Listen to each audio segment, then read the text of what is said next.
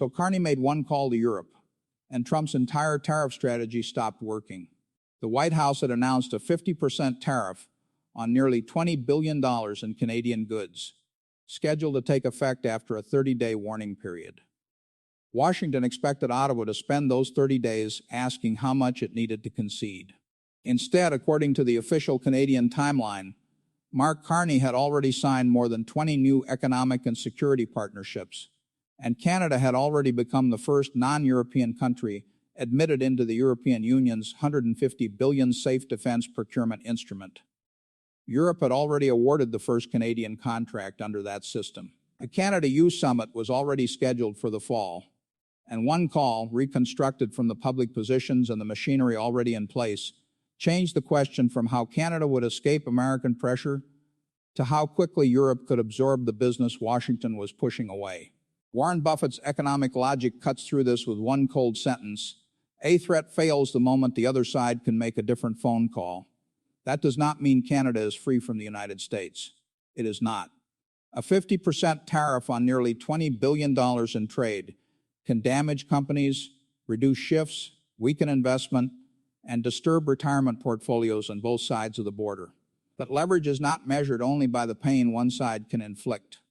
It is measured by whether that pain still produces the intended decision. When you hear what was placed on the table during that reconstructed call, why the date February 14 mattered more than the 30-day deadline, and why officials in Washington began talking about interim arrangements instead of Canadian surrender, you will understand why experienced trade officials are treating this as more than another tariff dispute. Hit subscribe, because the public argument is about a tariff, while the private struggle is over which economic system Canada belongs to next. And the call only makes sense when you understand how far the strategy had already moved before the phone rang. Let me walk you through the full context, because this did not begin with one call, one tariff, or one difficult week. For decades, the United States held an advantage that no ordinary trade partner could match. Geography placed the world's largest consumer market directly beside Canada. Railways, pipelines, highways, electricity grids, banking systems, defense institutions, and family ties created an integrated structure that was not merely efficient. It was almost impossible to duplicate. Canadian auto parts could cross the border repeatedly before becoming a finished vehicle. Canadian energy could reach American refineries through infrastructure built over generations. American companies could treat Canada as an extension of their domestic supply chain. The arrangement was unequal in size, but it worked because it was supposed to be governed by rules. The North American trade agreements were designed to turn proximity into predictability. Companies would invest because tariffs could not be invented without consequence. Workers would train for specialized industries because access to the shared market would endure beyond one administration. Governments could disagree while the machinery continued operating. That assumption weakened when tariffs became a preferred instrument of political pressure. Steel and aluminum were targeted. Automobile rules became disputed. Softwood lumber remained unresolved. Public threats escalated. The United States declined to grant the North American agreement a clean long-term renewal, leaving companies to think in annual review cycles rather than stable investment horizons. Then Washington announced an additional 50% tariff on selected Canadian products, affecting nearly $20 billion in trade, and scheduled to begin after 30 days. According to the White House, the tariff was retaliation for discriminatory Canadian treatment of American automobiles, alcohol, and dairy products. According to Prime Minister Carney, it was the latest in a series of unilateral actions that violated the spirit and terms of the existing trade framework. According to Reuters reporting on the administration's negotiating posture, Washington wanted interim arrangements by the end of the year, even though the most difficult USMCA issues could extend into 2027. That contradiction matters. The tariff strategy depended on urgency. The negotiating process was admitting delay. Most Americans did not see what Canada was building during that delay. Carney's government was not waiting for a single replacement agreement. It was assembling overlapping options across defense, energy, critical minerals, advanced technology, transportation, and procurement. The most important was Europe's security action for Europe instrument, known as SAFE.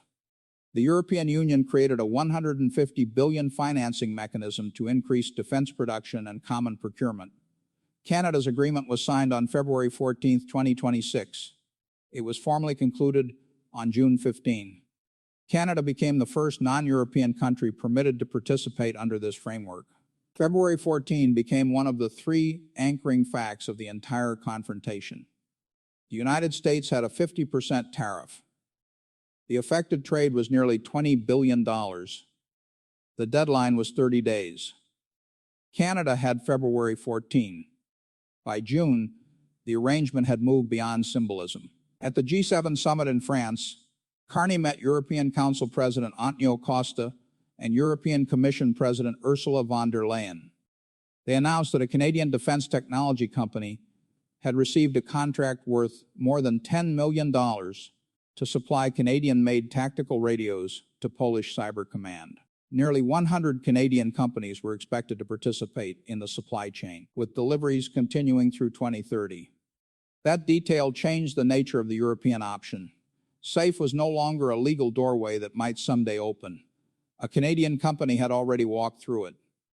Canada and Europe were also widening cooperation in critical minerals, energy, digital technologies, secure supply chains, maritime security, and advanced manufacturing. Canada and Germany launched negotiations toward a strategic partnership covering investment, raw materials, energy, defense, space, and technology.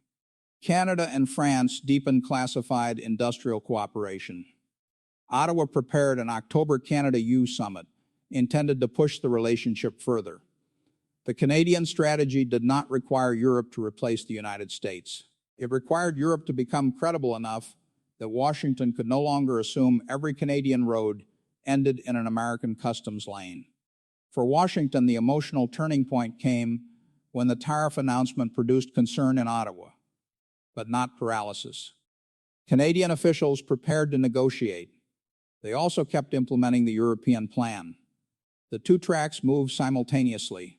And then, in the reconstruction that follows, Carney decided to make one call that converted the alternative from a strategic concept into an operating response. The setting is late afternoon in Ottawa, inside a secure room designed for conversations that cannot be reduced to a press release. The room is narrow and formal. A long maple table occupies most of the space. A bank of encrypted communications equipment sits behind a dark glass panel. The Canadian flag stands in one corner. On the wall opposite it hangs a map of North Atlantic trade and defense routes. Halifax to Rotterdam, Montreal to Antwerp, Vancouver to Asian ports, northern air routes across the Arctic, and the familiar dense lines running south into the United States. Those southern lines are still the thickest. That is important. Nobody in the room is pretending Canada has replaced the United States. The map would expose the lie immediately. The American market remains dominant. The pipelines remain. The auto plants remain. The bridges remain. The $1.6 trillion North American trade structure remains. On the table are three folders. The first is white and contains the American Tariff Proclamation. The number 50% is highlighted in yellow. The second is red and contains the Canadian Exposure Assessment. Nearly $20 billion in affected exports. Cement, dairy products, alcohol, furniture, clothing, sporting goods, manufactured inputs, companies divided by province, workforce, cash reserves, and dependence on American buyers. The third folder is blue. It contains the SAFE agreement signed on February 14. The formal European Council conclusion dated June 15, the first Canadian contract under the system. The schedule for the October Canada-EU summit, a list of Canadian firms capable of bidding into European defense procurement, aerospace suppliers in Quebec and Ontario, cybersecurity firms in Montreal and Waterloo, maritime engineering companies in Atlantic Canada, critical mineral projects in northern and western provinces, communications manufacturers with security credentials already recognized by NATO partners. The tariff folder describes pain. The blue folder describes options. Carney enters without cameras. According to the public record, he had already said Canada would intensify negotiations with the United States and consider every option if the tariffs proceeded. In this reconstruction, his advisors are now asking what those words mean operationally. The finance official speaks first. The immediate recommendation is restraint. Do not answer a 50% tariff with an equally broad retaliation before the 30-day period expires. A rushed countermeasure could increase consumer prices in Canada, harm companies that depend on American inputs, and allow Washington to describe the conflict as mutual escalation. The trade official agrees, but adds a warning. Restraint without movement can be interpreted as weakness. American negotiators must see that the 30-day clock applies to them as well. If the United States uses the period to demand concessions while Canada merely waits, the tariff has already succeeded even before it is collected. The defense official opens the blue folder. He points to February 14. The mechanism already exists, he says in the reconstructed exchange. The question is whether we treat it as a future opportunity or an immediate industrial channel. Carney looks toward the North Atlantic map. What can move in 30 days? The answer comes slowly because serious officials do not pretend factories can be relocated in a month. No major trade relationship can be replaced in 30 days. No port can double capacity in 30 days. No defense plant can obtain every certification in 30 days. No pension fund can redirect billions without analysis. But lists can be exchanged. Procurement teams can be paired. Joint ventures can be accelerated. Canadian suppliers can be introduced to European prime contractors. Critical mineral contracts can be moved to final review. The October summit agenda can be expanded. Financial institutions can be asked to support companies entering European tenders. The purpose would not be to move $20 billion in 30 days. The purpose would be to make the next $20 billion harder for Washington to threaten. Carney asks for the secure European line. The precise contents of any private conversation are not public. What follows is a composite reconstruction based on the official Canada-EU agenda, the SAFE agreement, the first contract already awarded, and both sides' public commitment to accelerate cooperation. The connection is established with Brussels. On the European side are the offices of Antonio Costa and Ursula von der Leyen. Advisors join from trade, defense industry, energy, and critical minerals. The tone is not celebratory. Europe understands that Canadian dependence on the United States cannot be wished away. European officials also understand what Washington's pressure has created: a highly developed G7 economy actively searching for additional markets, suppliers, capital, and strategic partners. Carney begins with the 50% tariff and the nearly $20 billion exposure. He does not ask Europe to replace it. He asks Europe to accelerate what has already been agreed. February 14 gave us the legal framework, he says in the reconstruction. June 15 gave us implementation. We now need volume, speed, and visibility. A European official asks what Canada can offer immediately.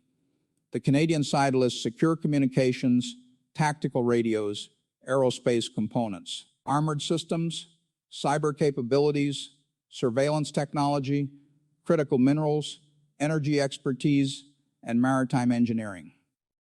The list is specific because credibility lives in detail. The European side responds with its own constraints. Safe financing belongs to European member states. Procurement rules still apply. Canadian companies must meet eligibility and content requirements. Governments cannot simply direct $150 billion to Ottawa.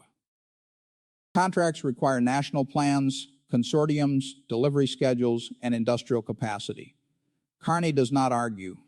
He asks for 3 actions. First, create an accelerated Canada-EU supplier matching process before the October summit. Not a conference, not a declaration. A working list of European procurement programs and Canadian companies capable of participating.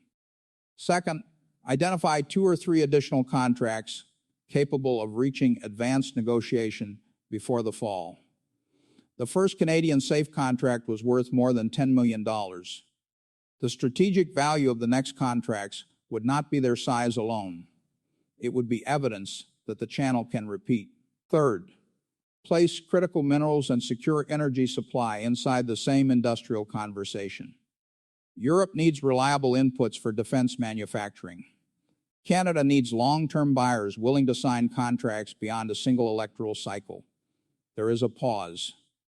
5 seconds, then 10. On the Ottawa table, condensation from a water glass reaches the edge of the February 14 document. An advisor quietly moves the glass away before the paper is marked. The physical gesture is small.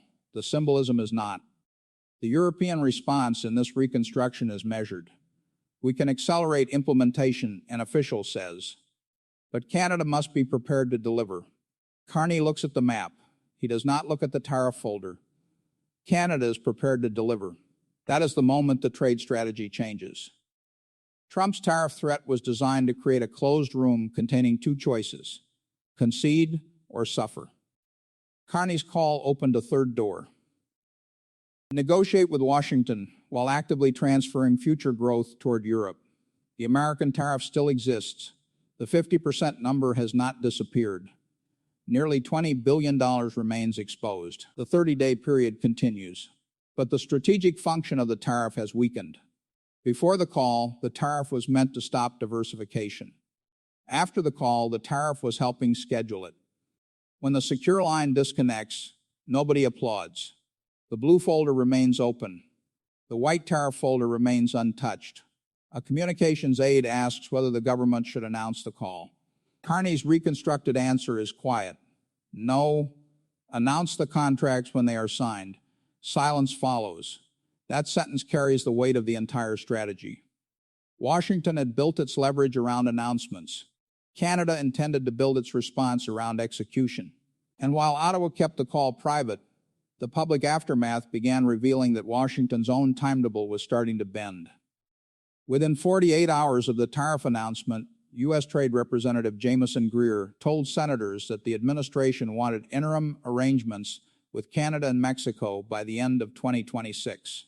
He also acknowledged that the most difficult USMCA issues could continue into 2027.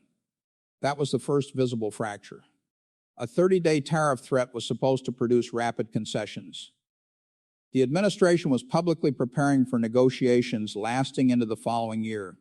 According to Reuters, formal talks with Canada had not begun when the new tariff was announced. Mexico was already deeper into a separate process. Washington was therefore threatening nearly $20 billion in Canadian trade with a 50% duty before the negotiating architecture capable of resolving the dispute was fully operating. The contrast could not have been more damaging. Ottawa's public statement remained disciplined. Carney said Canada was prepared to intensify discussions and would take any measures necessary to protect workers, farmers, businesses, and families. He pointed to more than 20 new economic and security partnerships. He did not claim the European option could eliminate the American market. He did not deny the vulnerability. He made the vulnerability part of the case for diversification. Provincial reactions were faster and less restrained. Leaders from export-dependent regions demanded protection for affected industries. Some called for retaliation. Others warned that retaliation could impose costs on Canadian consumers and companies. The political pressure on Carney came from both directions: appear weak and lose public confidence, escalate recklessly, and deepen the economic damage. Markets translated that uncertainty into numbers. The Canadian dollar weakened after the tariff threat, trading near 70.9 US cents before recovering part of the loss. Interest rate expectations shifted. Canadian bond yields moved. Business groups warned that investment decisions would be delayed. These movements were not catastrophic. They were evidence of a risk premium entering the economy. For viewers approaching retirement, that risk premium matters. It reaches bank stocks, railway companies, energy producers, manufacturers, commercial property, and pension funds. A tariff that appears to target cement or alcohol can reduce confidence far beyond those industries because executives assume the next proclamation may target something else. American households were not insulated. A 50% border charge can be divided among Canadian producers, American importers, retailers, builders, and consumers. The final payer may never see the word tariff on a receipt. It can appear as a more expensive renovation, a delayed housing project, a product removed from a shelf, or a factory choosing a higher cost input. Before I continue, let me ask you something important. Have you ever made a major decision while feeling worried, rushed, or unsure which information you could trust. That is how costly mistakes often begin. A frightening headline can influence your investments. Conflicting health advice can leave you confused. A convincing salesperson, online scam, or emotional family situation can pressure you into acting before you have checked the facts. And after 50, the consequences can be much greater. One poor decision may affect your retirement savings, your health, your independence, or your peace of mind for years. That is why I want you to take a look at the decision trap. It is a practical guide designed to help adults over 50 recognize fear, manipulation, hidden bias, misleading information, and high-pressure tactics before making an important decision.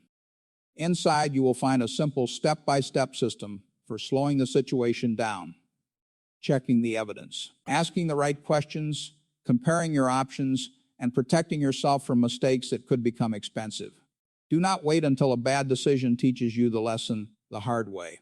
Click the link in the description and get your copy of the Decision Trap. Now, with that important warning in mind, let's get back to our main topic.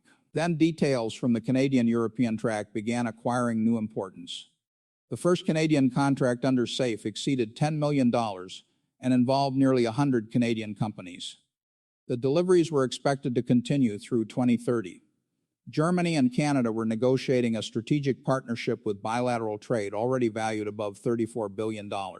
The October Canada-EU Summit created a fixed date for additional announcements.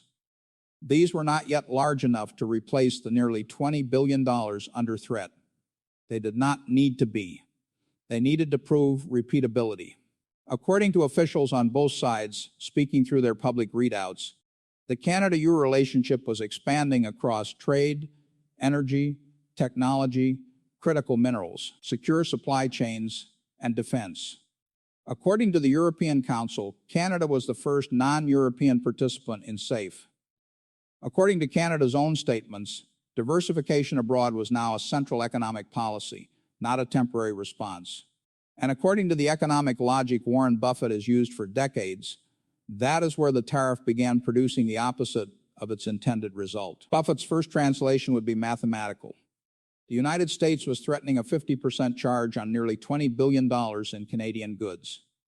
Europe's SAFE system provided up to $150 billion in financing for member state defense procurement.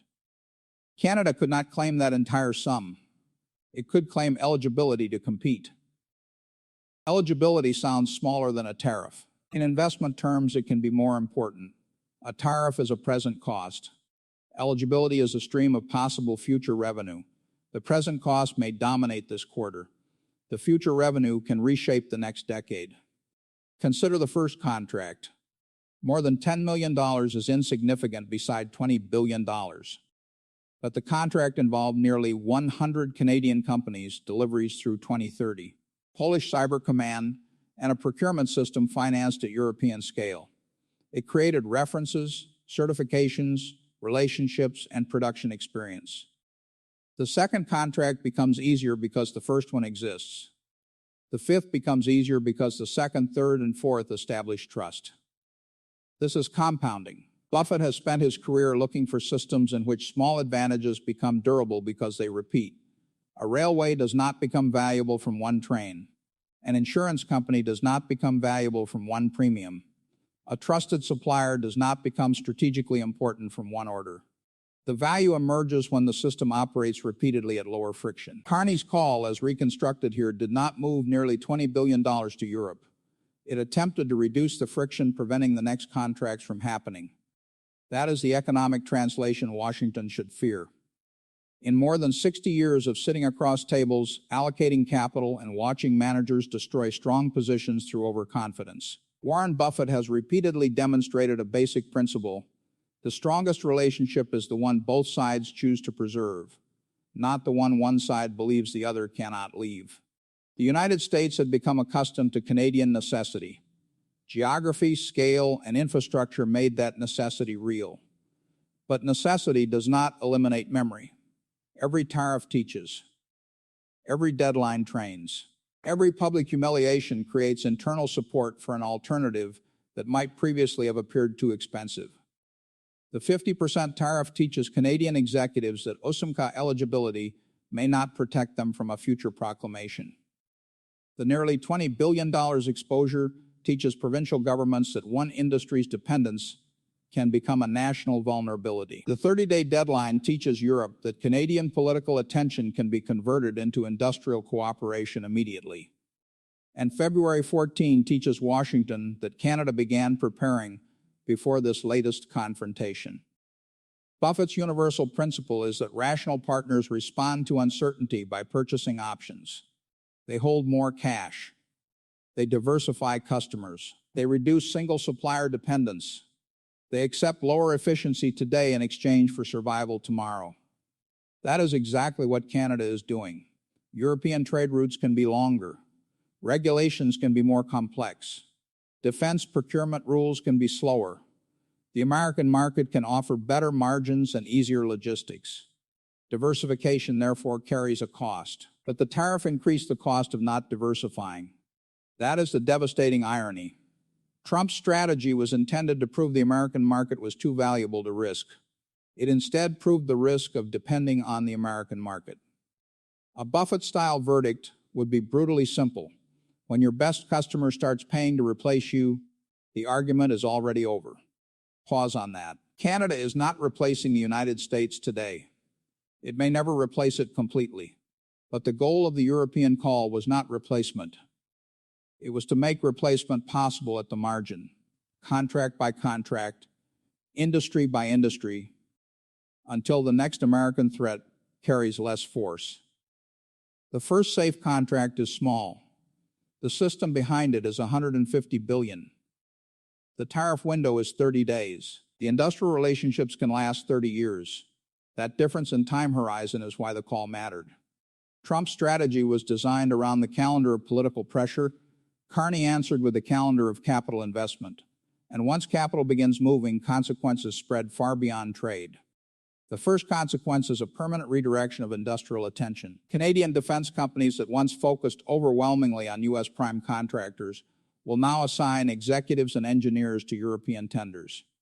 They will learn European standards. They will form consortiums with Polish, French, German, Dutch, and Baltic firms. They will hire compliance specialists. They will alter production lines. Each adjustment is initially small. Together they create a market pathway that did not exist before February 14. Physical infrastructure follows attention. Atlantic ports become more valuable when Canadian firms expect greater European trade. Railways connecting central Canada to Halifax and Montreal gain strategic importance. Critical mineral processing becomes easier to finance when European buyers offer long-term contracts. Energy projects are evaluated not only by access to American customers, but by whether they strengthen Canadian bargaining power across the Atlantic. Infrastructure does not reverse when a tariff is removed. A terminal does not unbuild itself. A supplier certification does not vanish. A 10-year contract does not become unsigned because political language improves. Before you leave, think about what one bad decision could cost you. A rushed investment, a misleading health claim, a convincing scam, or one decision made under fear could cost far more than $59. The decision trap gives you a practical system to slow down, verify the facts, recognize pressure, and protect your money, health, independence, and peace of mind. You may hesitate over the price today, but the real question is this: what could it cost you to face your next major decision without a clear system? Click the link in the description and get the decision trap for $59, because avoiding one preventable mistake could make this guide worth many times its price.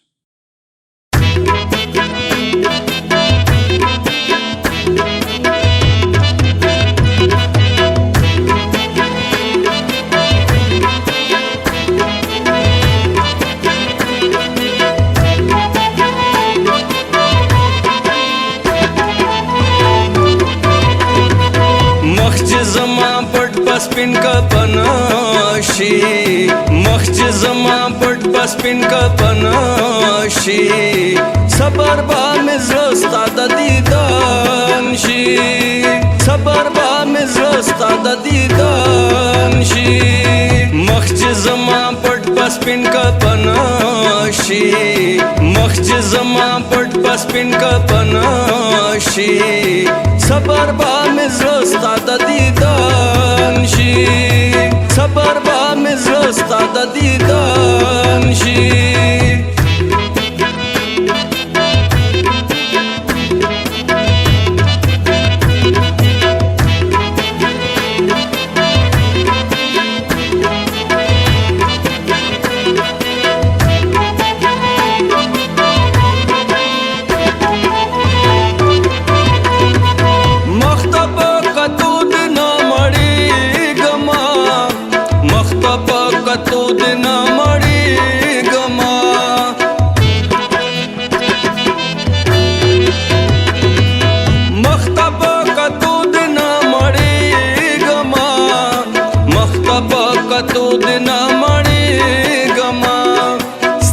سترګې ټول کمې بدن شي صبر با مې زړه ستا د دیدن شي مخ چې زما پټ پسپین کپن شي مخ چې زما پټ پسپین کپن شي صبر با مې زړه ستا د دیدن شي صبر با مې زړه ستا د دیدن شي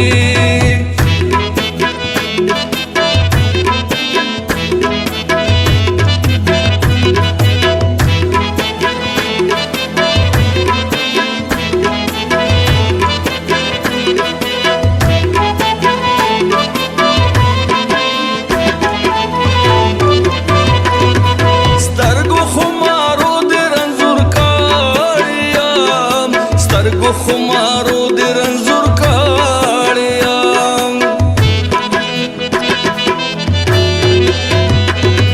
سترګو خمارو دې رنځور کړم سترګو خمارو دې رنځور کړم اوس کله علاج مې په لندن شي صبر با مې زړه ستا د دیدن شي مخ چې زما پټ پسپین کپن شي مخ چې زما پټ پسپین کپن شي صبر با مې زړه ستا د دیدن شي صبر با مې زړه ستا د دیدن شي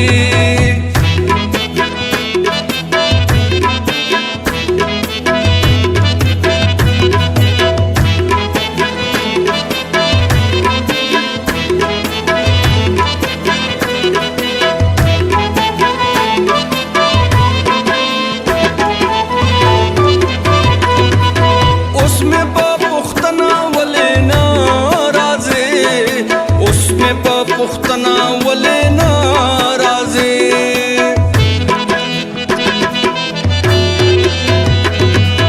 اوس مې په پختنا ولې ناراضي اوس مې په پختنا ولې ناراضي اسه به خراب د مینې خوان شي صبر با مې زړه ستا د دیدن شي مخ چې زما پټ پسپین کپن شي مخ چې زما پټ پسپین کپن شي صبر با مې زړه ستا د دیدن شي صبر با مې زړه ستا د دیدن شي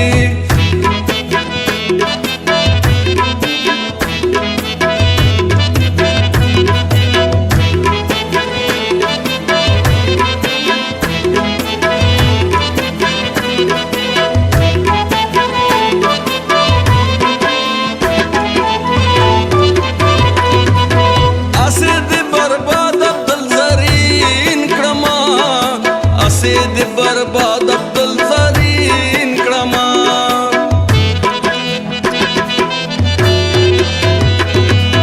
اسه دې برباد عبدل زرین کړما اسه دې برباد عبدل زرین کړما او आवाज د خالد شامل زړه پیوان شي صبر با مې زړه ستا د دیدن شي مخ چې زما پټ پسپین کپن شي مخ چې زما پټ پسپین کپن شي صبر با مزرستا د دیدن شي صبر با مزرستا د دیدن